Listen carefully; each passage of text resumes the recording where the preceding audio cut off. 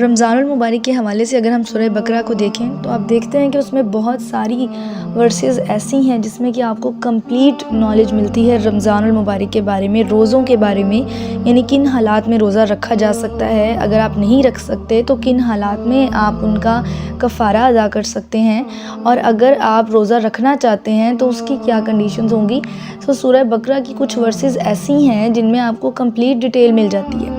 जैसे अगर हम आया 184 की बात करें, सूरह बकरा आया 184, उसमें आप देखते हैं कि रोज़ों के बारे में उसमें क्लियरली बताया गया है कि चंद रोज़े हैं जो हमने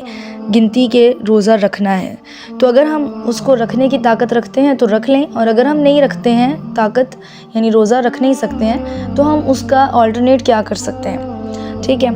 अब जैसे कि इस आयत का तर्जुमा अगर आप देखें तो उसमें वाज़ेह तौर पर बताया गया है कि गिनती के चंद रोज़े हैं, तो जो शख्स तुम में से बीमार हो या सफ़र में हो तो दूसरे दिनों में रोज़ों का शुमार पूरा कर ले, और जो लोग रोज़ा रखने की ताकत रखें लेकिन रखें नहीं, यानी ताकत है उनके पास लेकिन वो रख नहीं सकते, वो रोज़े के बदले मोहताज को खाना खिला दें, और कोई शौक़ से नेकी करे तो उसके हक़ में ज़्यादा अच्छा है, और अगर समझो तो रोज़ा रखना ही तुम्हारे हक़ में बेहतर है।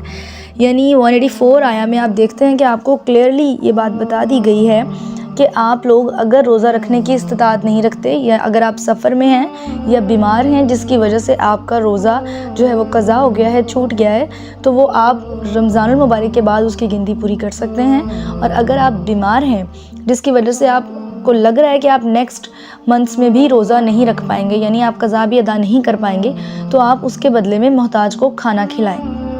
एक रोज़े के बदले में एक मोहताज को खाना खिलाएं ताकि आपके रोज़े का कफ़ारा अदा हो जाए।